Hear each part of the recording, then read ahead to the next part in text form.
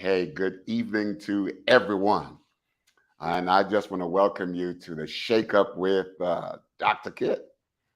It's going to be a good show this evening. I just want you to just sit back and just enjoy it. As a matter of fact, I want you to invite somebody to be online, so just like it, follow me from week to week, share, and then just subscribe, okay? I want you to do that. And also, let me just say here right now, if you would like to be a part of the show, just check with my team. You can reach them at drkitspeaks@gmail.com, and they will make sure that everything gets ready for you to be a part of this show. Is growing fast, and I want to make sure that everybody get an opportunity to come and do the shake up. You know what the shake up is all about?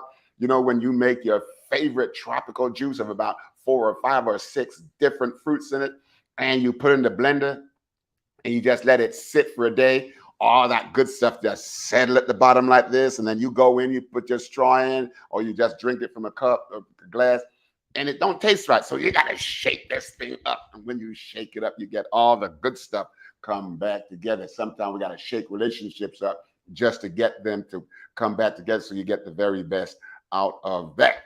Okay, that's all I want to say about the shake up with Dr. Kit. All right, so now the show for tonight.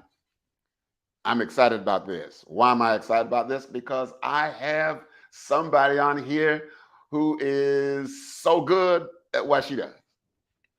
Is Dr. Nicole. I've known her now for a while. Very good and highly professional person, a friend of mine. And so now I'm going to say, let's bring her on. Look at her. Look at that smile.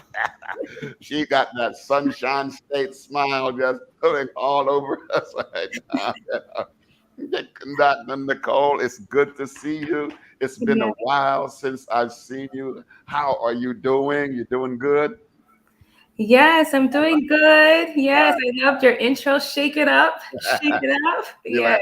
Shake up, right? Listen, I'm just so glad to have you on tonight. I'm going to, because there's just so much about you. I don't want to miss any of the nice details. So I'm going to let you do the honor of doing what? Introducing yourself. How about that? So you can't say, oh, you didn't mention that. Well, I didn't. So you're going to do that. Okay. Well, I am a veterinarian. I've been a veterinarian since 2006. So a long time now.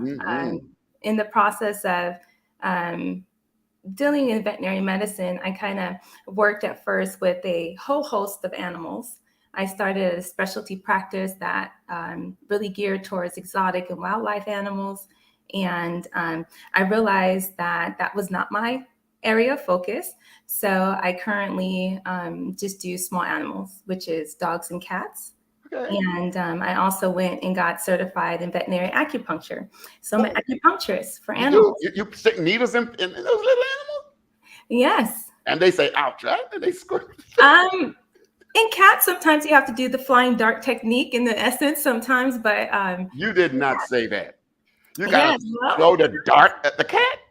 Not exactly, but cats can be very temperamental, and sometimes you can have just decreased time to work with them. Okay. So you have to be quick. And so it's more of a kind of like a flying technique. Okay. Yes. So how is that different than from when you say like the dogs, So dogs, it depends. There's some dogs that do have problems, behavioral issues and things like that, which makes it a little bit harder and challenging to deal with. But cats, I say that their personality sometimes is a lot like people.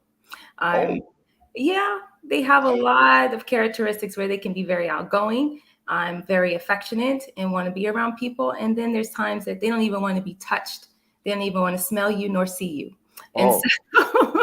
And so in those cats, you do have to be mindful of your hours of time, pretty much seconds that you have to work with them before they turn into tigers and lions. This other animal, right? that's deeply embedded inside of them, and it just kind of comes out when certain people throw flying darts at them, and they say, why you doing me like this? Yeah. My. Listen, it's good. This really is good to have you on, and it's good to know that you work with these domesticated animals, because these are not just domesticated animals; they're actually members of families, right?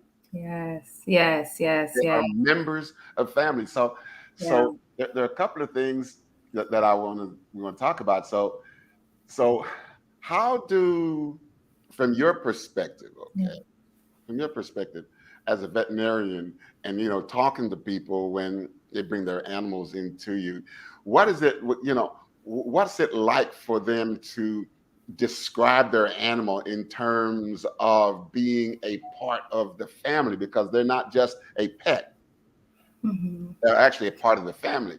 They have a place. As a matter of fact, I was with a friend of ours last week, and they have this mat. It's at a doggy bed, Yeah. and this is where this dog likes to be, You go these steps in there, and he's just sitting there, just looking around like he owns the place, So tell us about, what is it about dogs that they become somewhat, or animals, cats too, become somewhat territorial like that, and is that a bad thing? And how does that say kind of just fit with the family, like? Yeah, well, I think that we need to talk about just kind of the human animal bond in Okay, all right. essence. Yeah, because, that has completely evolved over the years. Many years ago, animals were pretty much deemed as workers, working dogs, provide and protect, Okay. and also, for service. And so nowadays, animals are more in the home, they're in the bedroom, they're in the bed, they have their own bedroom. Yeah. Um, they have dog walkers, kind of nannies, they have doggy daycares. So it's like you take your toddler, your 1-year-old to daycare, you're taking your dog. So they can have social interactions and not feel a sense of loneliness. And so nowadays, animals are, a pet owner becomes a pet parent in essence. Can you talk more about the pet parent as opposed to the pet Mhm. owner? Okay, yeah. As we talk about the assimilating them into the Mhm. family, and can you talk on that for a little Yeah. bit? So now in current times, with the human animal bond, is Mhm. very similar to that of a bond between a human to another human as far as relationship. Now, instead of a human to another human, it's a human and an animal. So now this animal kind of begins to be in a facet of their world. And so that interaction kind of brings them out of just a pet owner. Now, this is my son who is hairy and four-legged, or this is my daughter, or this is, I'm, Yeah. I'm the grandparent, Mhm. those terminologies come into play.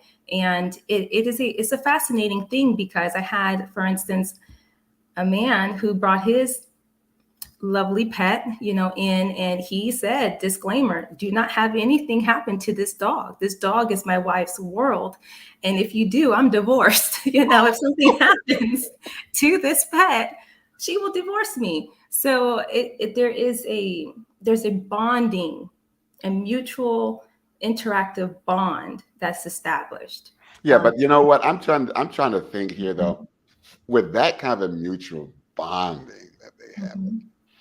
doesn't that kind of give the pet some sense of right of passage of territory in the house, like this belongs to me? Absolutely. Dogs are pack animals. Okay. And there's always a leader in a pack, right? So if you have a home disposition to where the animal becomes that of the leader, then the owners tend to follow along with the pet. So there always have to be this relationship, even in a human animal bond, to where you as a human being should be the leader of the pack. And the pet, which is usually the dog, in essence, should be the one following the leader, which is you. But sometimes nowadays, there's this dynamic where the dog literally controls the run of the household. People say, I can't sleep in. My dog literally wakes me up and tells me, no, it's time to go to bed. I mean, time to go get something to eat. It's time to, go on a walk. My dog literally would pick up the leash and say, come on, I'm ready to go now, and things like that. So it's just a wonderful dynamic. For instance, my brother Troy, for example, I love him to death. He suffers with asthma. At one time, he had 2 dogs, a bunny rabbit and a cat. Oh. It was literally like, a zoo, a petting zoo in his house. And but he suffered from asthma. Okay. And I said, Troy, well, where does the animal stay? And he was like, well, sometimes the dog sleep in the bed, sometimes the cat will sleep in the bed. And so there was no real distinction of place, right, in the home. And that's how it is nowadays. The animal's place is inside the home versus years past, it was in the backyard or out in the barn or out in the fields herding animals, which is more of the service. So I hope I'm answering your question. But listen. Just free associate. That's it's not a question like, well, answer this. I mean, you can take it in any direction you want to. So you're doing real good. But the way you're talking about this, at a person to person, on a person to person human level, there is this what I call the quality of the interpersonal relationship. Yeah. Does that exist between a pet, a dog, and the owner? Like it's not personal, but into whatever quality of that relationship. Does that exist? And the other part of that would be, is that good for the dog, and is that good for the pet? Is that good for the owner of the pet? Yeah, well, it depends. So for facts here, since you brought that up, I looked up a lot of different stuff. So you came prepared, right? A little. You're a little, okay. 70% of U.S. households have a pet. Oh, 70%. That's a lot. Yeah.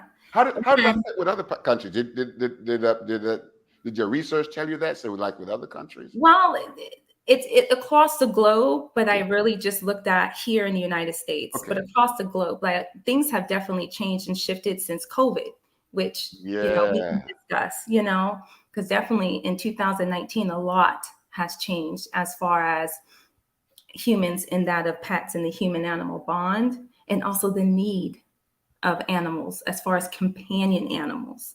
So that's another topic definitely that probably should be discussed, because there is a coexisting need for animals, for emotional support, therapy, animal therapy, which is needed. Also psychiatric, service dogs in general. So the need or the impact of the essence of the benefit of these animals are hugely profound. And that definitely has spiked and skyrocketed because of the loneliness and the amount of turmoil that a lot of people has faced, either with death, loss of jobs, divorce. The divorce rate skyrocketed, even abuse, mental, emotional, and physical abuse skyrocketed due to COVID, and things like that. And so how animals, that interpersonal type relationship, how animals has helped kind of bridge that gap and also bridge social dynamic with people to another person. And the catalyst for that, or the conduit in essence for that, was their pet or their companion animal. So, but 70% of U.S. households have a pet. 54% of that are dog owners, and 35% of that are cat owners. But the thing I found interesting was when they really broke it down within the U.S. households, 13.2 million have fish. Like fish. Nah, and you don't deal with fish, do you? You don't deal with fish. I'm not the best with fish. Yeah, that's a whole nother conversation. I got a beta fish that only lasts 2 months. but, um, but yeah, but fish, 9.9 million households, US households have birds. With the fish, they found that fish provided a lot of calming. It Okay. helped them to be calm. So when they saw how the fish moves and just kind of Oh glides yeah, yeah, water, yeah. the different Hmm. colors and the lighting that's in the aquarium, it brought a sense. It helped people with depression, anxiety. I don't know if you noticed, Dr. Francis, just in general, like at hospitals, especially like children's hospitals, they have these big, beautiful aquariums, Yeah, yeah. you know, Hmm. and it's more of a therapeutic type of um, response to help lower cortisol levels, which Okay. reduces stress, reduces anxiety, reduces blood pressure, things like that. Um, so that was big and profound. The other thing is they found that with diabetes, right, in teenagers, I read this study that teenagers who had diabetes when they got a fish, they were more responsive in their own personal health as far as routinely checking their blood sugar levels Hmm. Hmm. than teens who didn't have fish because of testing the pH of the water and caring for the fish, making sure they didn't get overeat or undereat, things like that. Those attention to details help them even more to pay attention to themselves and their blood sugar, ironically. Um, but as it go on, the thing is the benefits. 80% of these pet owners said it helped to benefit their health. They're Mm. out more. They're exercising a lot more. They have to walk their dog. They have to attend to certain needs. Some pets sleep with them, which helps them with anxiety disorders and helps them to sleep better because they're lonely. And that pet provides a sense of comfort for them. Um, also, 83% believe the affection that they get from their pet is beneficial, which aids in oxytocin release. Oxytocin is like this happy, hormone, so that helps to reduce anxiety and stress and depression.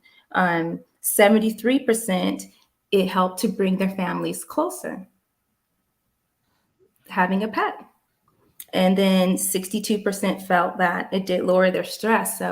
Um, so from the whole physiological, psychological, and emotional aspect, animals can definitely be a huge benefit Hmm. um, Hmm. in the overall, human dynamic. But listen, something you said about the fish that kind of just created a picture in my mind, and it's a lot of times they might have, say, one fish in an aquarium at the house. Some people have a lot of fishes in this aquarium, and sometimes they get a little bit testy and stuff like that, Mhm. in their little aquariums. But I was wondering, from my point of view, that what is that telling me about human behavior? Because like the fish just dance through like this, if there's one or two or three, but sometimes there's just you have large families in the house, Mhm. and and sometimes things they just don't get along. Yeah. And I was wondering what kind of a paradigm we could create from watching the fish. So like I could use, when I'm doing my work, so now you're trying to get me to have this big aquarium in my office, right? So that I can turn the camera and say, listen, you want to see how y'all need to get along? Go look at the fish. Yeah. And I say that in jest, but what do you think about the dynamics between fish and human relationships? What could they really learn from that? Just the even flow, fish for most, they don't require a whole lot, but there are specific things that Okay. they need, right? Yeah. And um, fish, they are very adaptive to a certain extent, but if you watch like a large fish tank, right?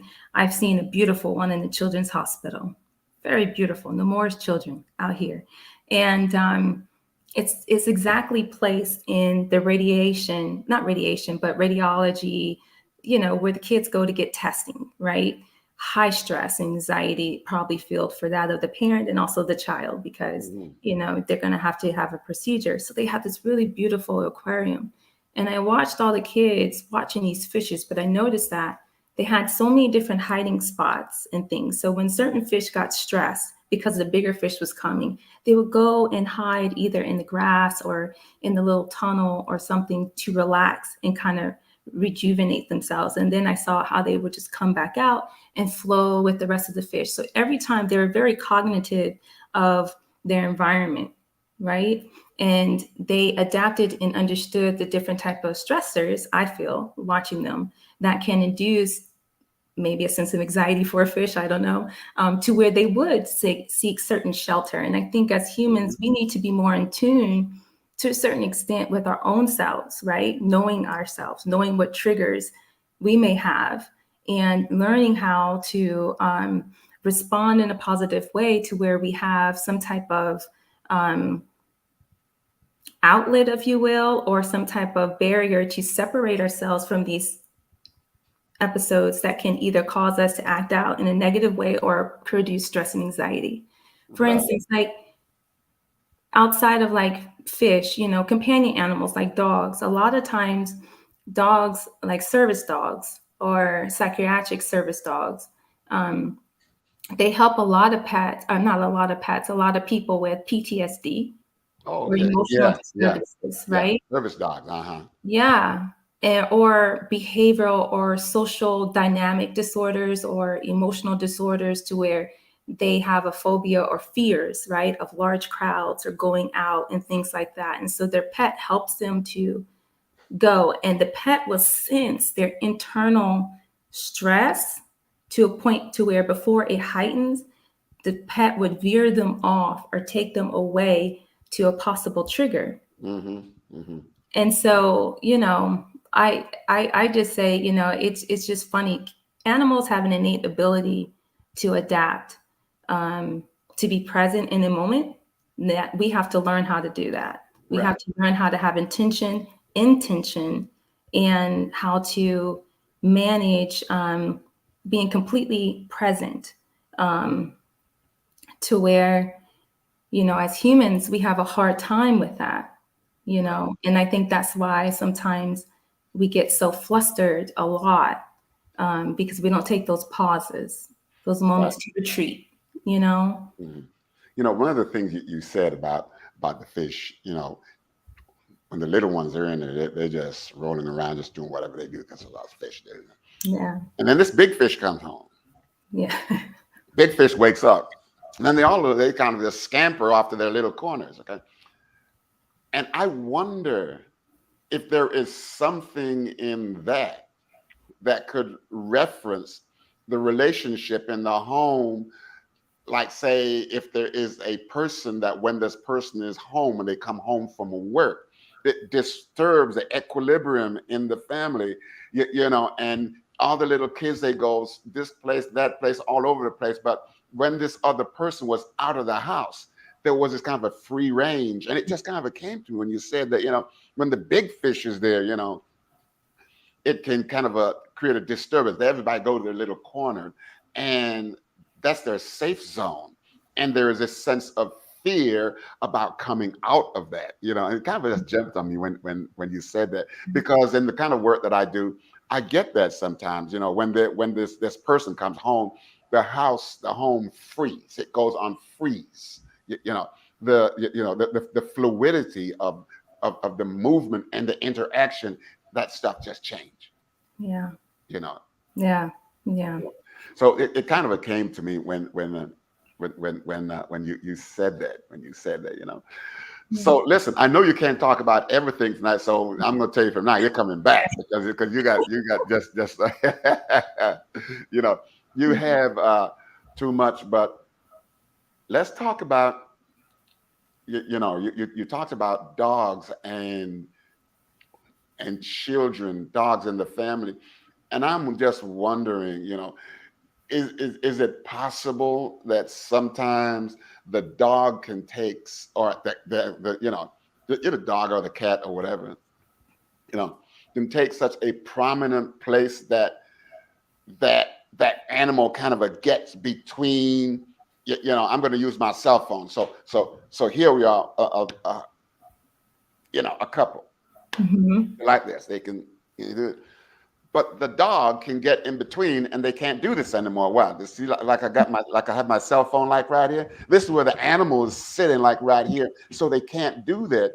And I'm just wondering if sometimes is it possible for the animal to be a conduit of keeping people together, but not having to be very vulnerable to each Yeah. other, because the dog now becomes the connecting catalyst between both Mhm. of these people.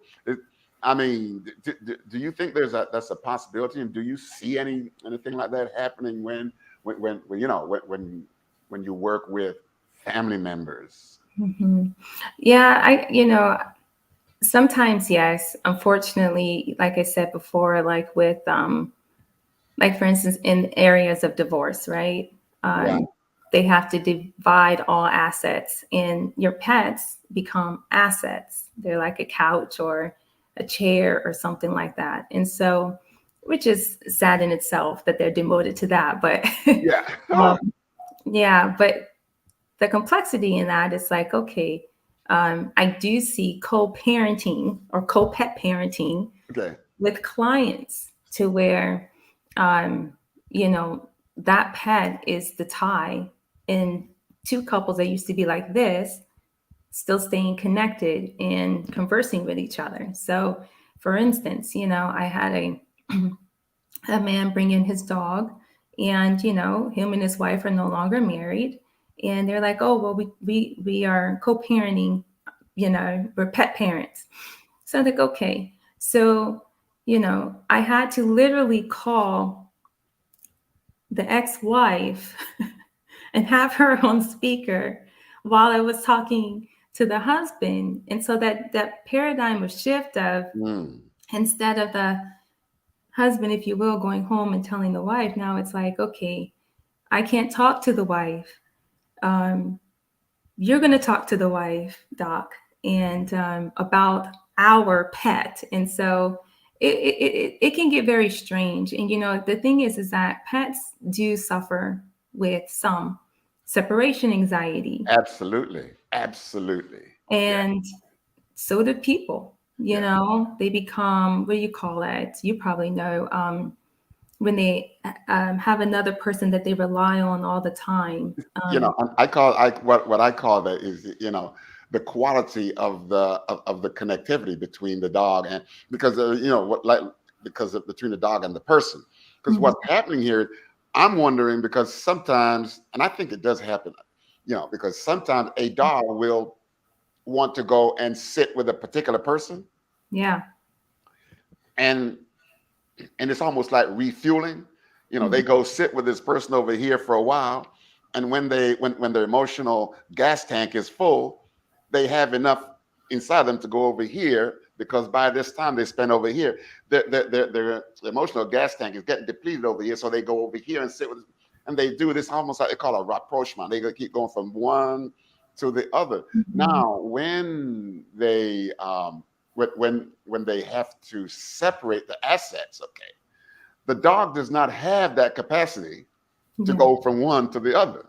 So now they're kind of stuck in one place until it's time for them, according to the judge or whoever, said, now it's time for you to go over here. But when they want to go over here, they may not want to spend all the time over here. So I'm just wondering, how do we figure out, and how does a dog behave under some of the, a cat too, under Mhm. some of those circumstances when they can't be with the person that they want to be?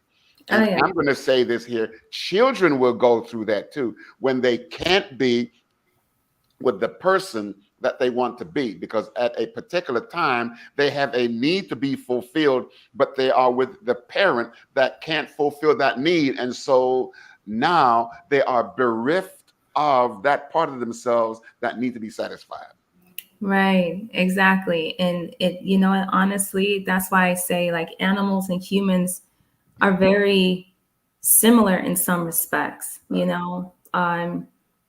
honestly, it makes me think of, I don't know why God made animals before humans, but animals do have this bonding that they do need. That's why there was two of each kind that was made, Right, right? right. And so when there is a paradigm shift to where now they're split and everything that they know or Yeah, routine, animals are very routine, just like yeah. children. Right. Children need Yeah. structure, children Hmm. need routine, and so do animals, Hmm. mostly dogs, Yeah. Um, and when that is changed, you do see similar patterns of eating disorders, not eating, not eating as much, sleeping a lot or laying down. They seem depressed. Like in a human sense, you would say, oh, is my pet depressed? Animals do get depressed.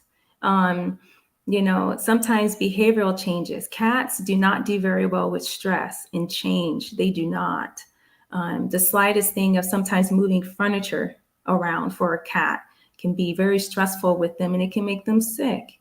And so, you do have to be very cognitive of your animal and their normal behaviors, what's normal for them. Because if you have a dog, for instance, that has a really good appetite, they're eating, they're very jovial. I mean, if you can look back on pictures, I took a lot of pictures of my pets in the past, and they actually look like they're smiling. It is, Oh. it, I mean, they're happy. You can see it in the eyes, just like looking at the Oh. eyes of a person, you can see so much. You can see it in their facial expression. But sometimes when there is a change, whether it's a death, I had a lady who said that her son went away to college and the dog was so attached to the son, slept every night in the son's bed, and since her son went away, he just seems not the same. He's kind of moaning more at night and pacing, or he's not eating as much, or he's just sleeping a lot more and doesn't seem as jovial, interactive and stuff. um, and that's because he's depressed. There's a sense of loss that he doesn't quite understand. This person was here, they're gone. What happened? And so it is, that's what I'm saying. It's a human animal bond. Sometimes we don't even know it's creative. It is with our pet and us. And sometimes it's a beautiful thing when it is also reciprocated. It's when we are bonded to our pets because Hmm. it's a loyalty. Yeah. Animals can be loyal. I mean, loyal. Yeah. Um, and they can definitely help you in the states of loneliness and separation and abandonment. But the same thing goes for them. I personally had a Doberman Pinscher and I had a Chihuahua, and my Doberman died. And I can sense that my Chihuahua understood that my Doberman was not healthy because their senses is so keen and spot on. That's why they're Mm. using animals so much for Mm. healthcare, to detect seizures in people. And also, I am a strong believer that my Chihuahua smelled the cancer in my dog's lungs because every Oh. time he would go to his mouth and he would take a couple of breaths in, it was the strangest thing my Chihuahua would do, and then he'll go lay down and leave him alone.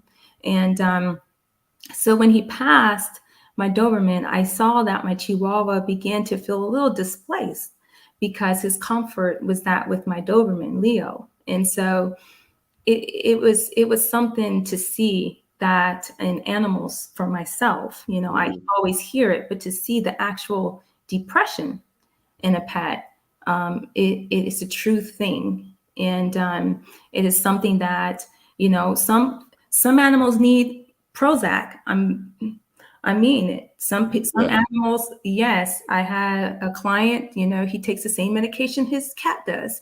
I mean his dog does, and you know, and when I prescribed it, he said, "Oh my goodness, that's the same medication I have."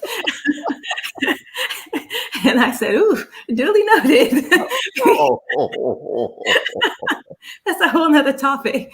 But yes, I mean, there are some behavioral disturbances and stuff that animals can develop or have Yeah.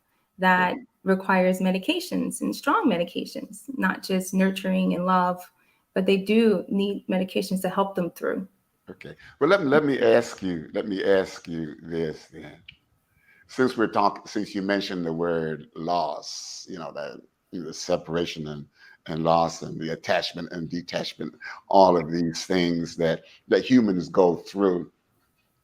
And you know, when your Doberman Pinscher died, you know, your Chihuahuas, you know, getting close and had this doggy sense that something was not right because because old Doberman wasn't running around and throwing this little Pinscher around like they used to play. You know what I'm saying? So I'm asking you this: that so is it possible then that in their own way that these animals can grieve the loss of another animal? Like we grieve when we have any kind of losses, and grieving is not necessarily specific to death, it's specific to loss, but it would include death. But then you know, the dogs, when the other dog is not available, you know, or even when they go to this house for a month and this house for a month, and they're beginning to go through the losses because they have different attachment capacities, you know. So does dogs, is it possible then for dogs to grieve? And how would we Oh know? yeah, it's very similar. I feel it's very Okay. similar to that of humans. Okay. You know, they're not eating as much. They're not. You just feel like a paradigm shift a little bit. You know, Mm, they're not as, if a dog wakes up and then you hear, hear you coming to the door and greeting you right at the door, and then all of a sudden they're just more sitting when you come in, and then they come slowly, wagging their yeah. tail. That's a shift. That's a difference, right? When you notice that, you put a bowl of food down or a cup. I always ask my pet owners to measure out the dog's food, please. Mhm. But it's a whole nother conversation. Yeah, it is. You know, it Yeah. is. It is. But It when is. you put down a cup of food and 3/4 of it is still left, Yeah. stuff like that.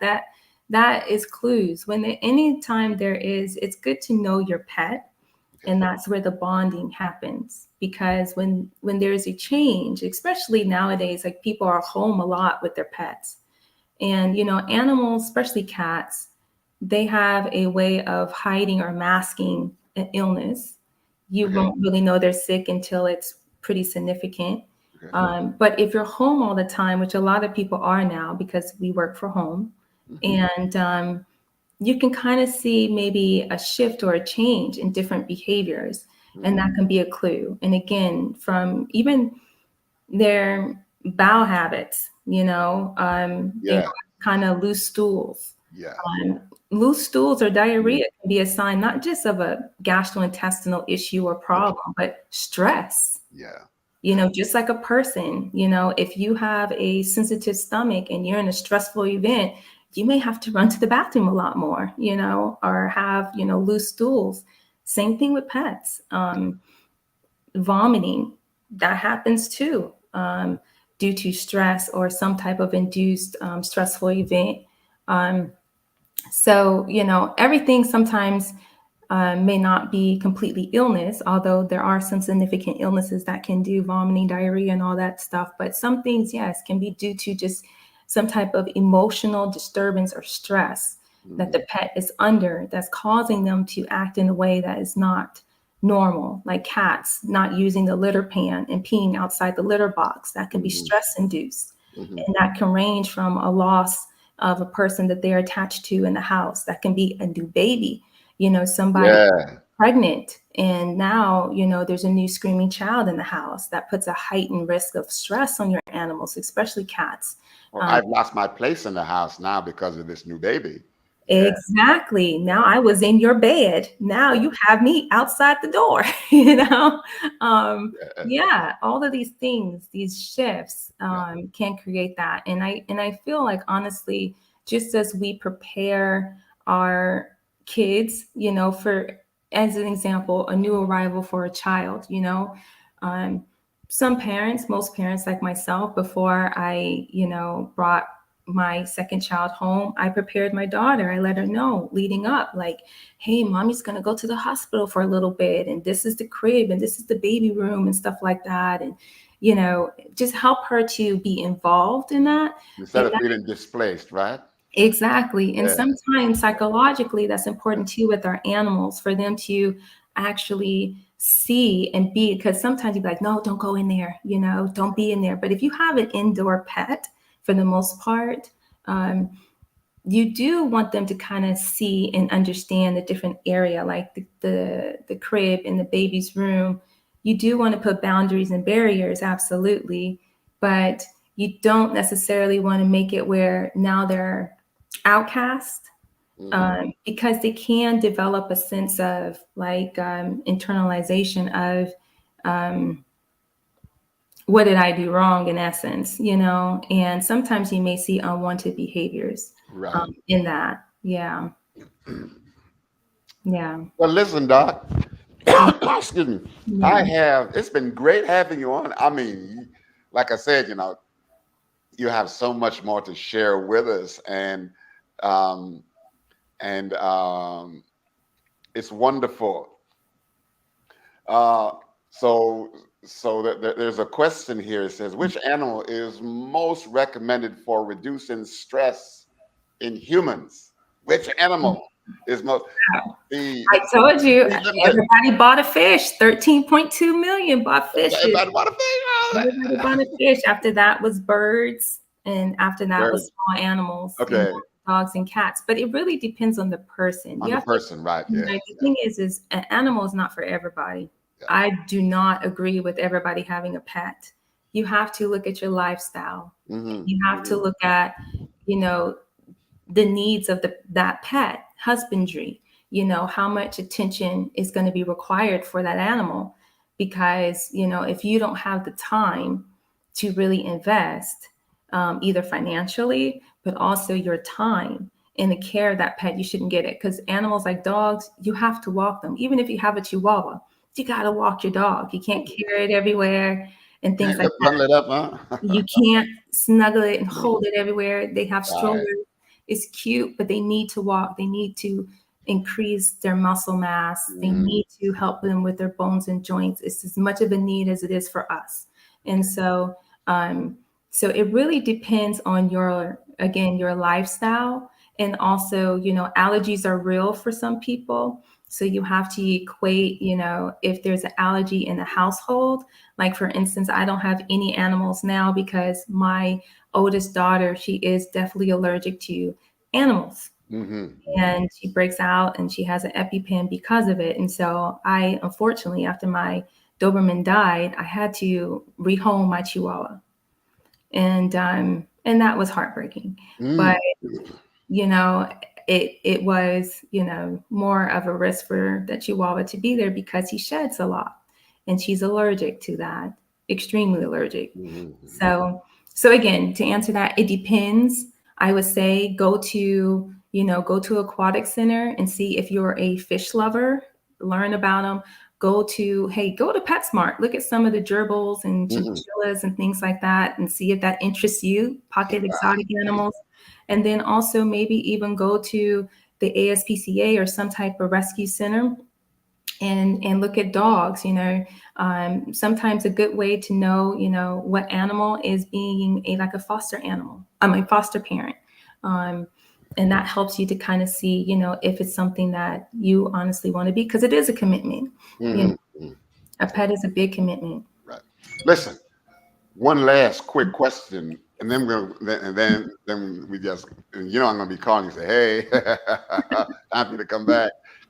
But my last question for you is this: um,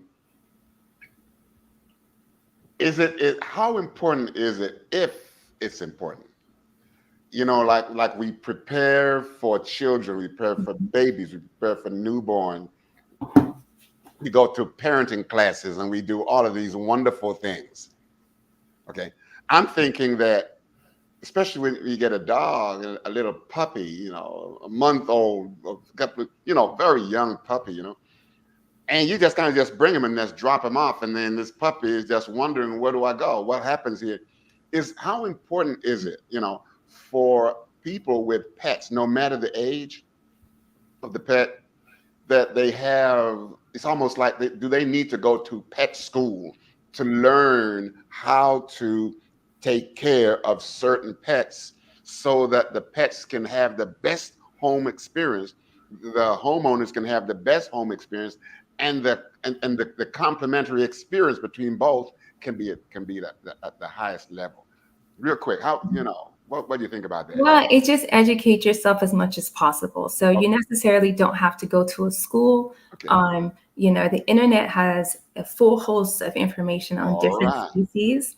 And so I would say, if, for instance, if you want to be a dog owner, it's good to look at different dogs and know, is it a small, medium, or large breed? Or sometimes there's designer breeds now, right? Right. But yeah, but it is really good to research and again understand the husbandry, understand the care that's Mhm. required for certain animals, because certain animals are going to require more grooming than others. Okay. And when I say grooming professionally, ideally, to keep their coat and everything up to par. But for the most part, it's just really educating yourself and understanding your household and what your limitations are and what you can do. A cat is a little bit less maintenance, in my personal opinion, than a dog, because literally, besides cleaning up the litter pan and putting some food down here and there, and there's time feeders that you can do now, water fountain bowls and stuff like Yeah. that. You don't necessarily have to walk a cat, but you can. There's some who do walk their pets, walk their cats. But it's really just getting the books, getting online, researching, and talking to other people. That is a good one, who has this pet that you're looking to get, and getting their opinion and take on the care of it. All right. And a Well, veterinarian like myself, yeah, yeah. call us, All right. call up to the clinics and say, hey, I'm interested in X. What do you think? Do you have any opinions, good or bad, about this breed? And we'll always be free to help and Okay. be helpful. Wonderful. Listen, I just want to thank you so much for coming on. You have educated me. I learned a whole lot, and I got to see my friend. How about that? Aw. Well, thank you for having me. This was an honor. Definitely. I feel like God blessed me at a very young age, to have the passion for animals. Yeah. So definitely, however I can share, I'm gracious to do that. All right. Thank you so much. Listen, viewers, I'm just so glad you were able to sit in with us this evening to see my good friend, Dr. Nicole. I haven't seen her in over a year. And, she spoke and you listen, she is the real deal when it comes to knowing about animals and making the segue between animals and their place in the home in terms of home stability, emotional stability, cognitive stability, all of that kind of stuff. You heard it from her, maybe not first, but you heard it good from her now. And that's why I'm going to have her back to come back and tell us a little bit more. So listen, this is the Shake Up with Dr. Kit. And I'm just going to ask you now to, you know, just go ahead and like, follow, share, subscribe, get your bullhorn out and go around your neighborhood and say, "Da-da-da-da-da." Come and listen to Dr. Kit, because he's got some stuff going on that will shake you up, so that all of that stuff that's sitting at the bottom of your relationship will begin to mix and you can enjoy all of that. So that's what it's all about, okay? So thank you so much, so much. And listen, don't forget, next week, same time, same place, same station. We shifted it to Tuesday this week because, I have to accommodate my friend, Dr. Nicole. But next week we'll be back to our Monday night slot. Okay, so be prepared to just come on and join us right there. Okay, so thank you so much. Have yourselves a wonderful evening. Be safe, be safe, be safe, and be good to yourselves. All right. Goodbye. Bye bye. Have a good evening.